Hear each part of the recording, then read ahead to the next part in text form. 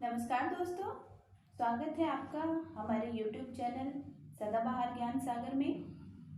दोस्तों, आजकल के दौर में अधिकतर लोग अपने जीवन से काफ़ी असंतुष्ट हैं। उन्हें लगता है कि हम ही गरीब क्यों हैं, मैं ही दूसरों से कमज़ोर क्यों हूँ।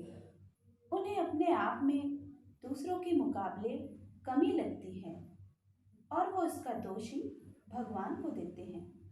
उन्हें अपनी स्थिति का कारण ठहराते हैं। दोस्तों, हमारी आज की इस कहानी में आपको अपने सारे प्रश्नों के उत्तर मिल जाएंगे और आप अपने जीवन से संतुष्ट भी महसूस करेंगे। दोस्तों, हमारी आज की कहानी भगवान गौतम बुद्ध की प्रेरक कहानी है। हमारी कहानी का नाम है मैं ही गरीब क्यों। तो आइए कहानी शुरू करते हैं। बहुत समय पहले की बात है। एक गांव में धर्म उपदेश देने के लिए लगे हुए शिविर में भगवान गौतम बुद्ध पहुंचे। गांव के लोग अपनी अपनी समस्याएं लेकर उनके पास जाते और उनसे समाधान प्राप्त कर नई ऊर्जा के साथ भरपूर वापस लौट आते। गांव के बाहर एक गरीब राह में बैठा हुआ था।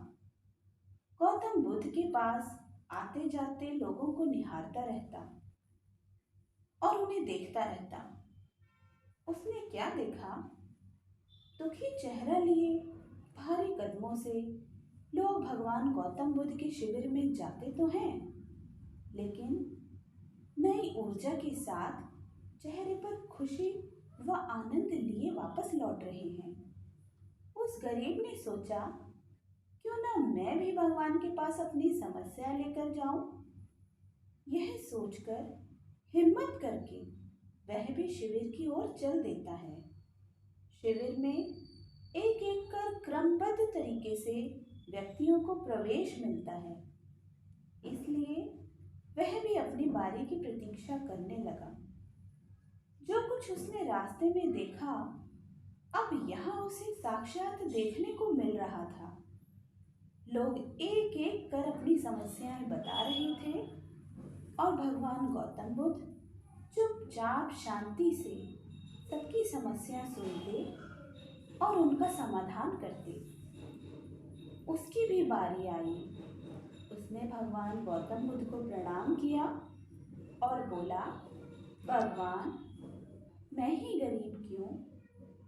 भगवान गौतम बुद्ध मुस्कुराए और बोले, क्या तुमने कभी किसी को दिया है? नहीं ना, इसलिए तुम गरीब हो।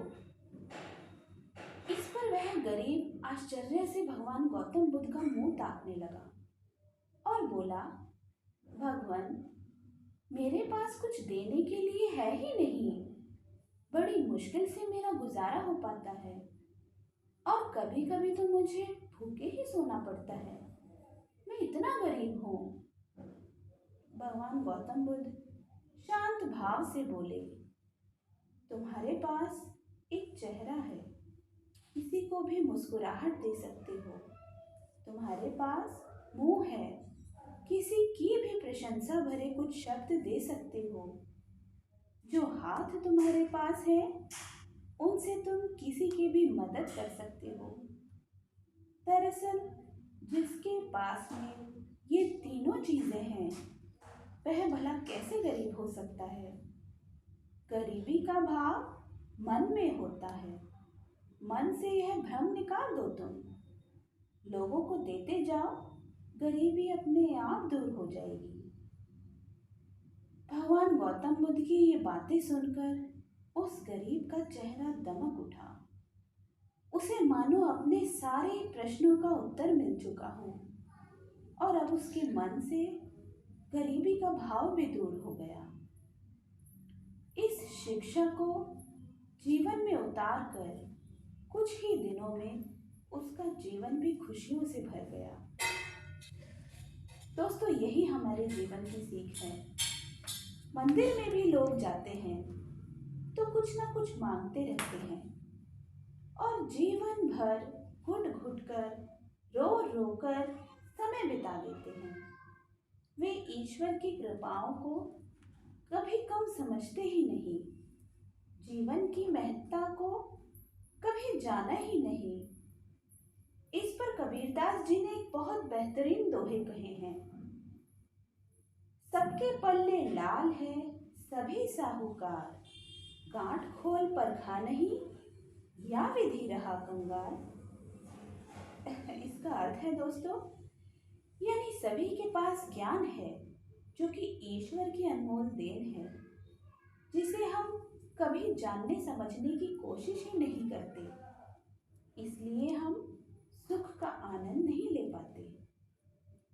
दोस्तों, मनुष्य जीवन एक अनमोल अवसर है और विधाता की असीम कृपा का तोहफा है। हमारा सर्वप्रथम यह कर्तव्य होता है कि हम उस परम परमेश्वर की इनायतों को समझें, ईश्वर की कृपा को जानने की कोशिश करें। और इसका सबसे आसान तरीका है खुद को समझना। हमारा अस्तित्व क्या है, हमारा लक्ष्य क्या है और हमारे कर्म क्या हैं। अच्छे कार्य हैं, अच्छे कर्म ही करना हमारा लक्ष्य है। सभी बातों को सुनकर शायद आज हम ये समझ चुके हैं कि हमारे पास ईश्वर की दी हुई अनमोल तोहफा है, जिनसे आज हम नई नई उपलब्धियों को पा रहे हैं, असीम ऊंचाइयों को छू रहे हैं।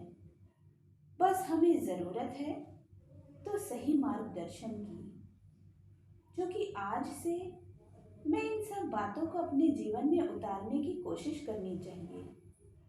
दोस्तों, हमें कुछ नहीं करना, बस इतना करना है कि रोज अपनी एक कमी को दूर करो, चाहे वह हमारा गुस्सा हो या फिर नकारात्मक सोच। जब भी कुछ सोचें तो अच्छा सोचें, और अगर कुछ करने का सोचा है तो तब तक उसके पीछे लगे रहें जब तक कि वह काम हो नहीं जाता। तो दोस्तों, अगर आपको इसी तरह मेरी कहानी सुननी है और आपको मेरी ये कहानी अच्छी लगे, तो ऐसे ही और कहानियाँ सुनने के लिए हमारे चैनल को सब्सक्राइब करें और लाइक करें। इसी के साथ, इसी कहानी के साथ मैं आज आपसे विदा लेती हूँ। धन्यवाद।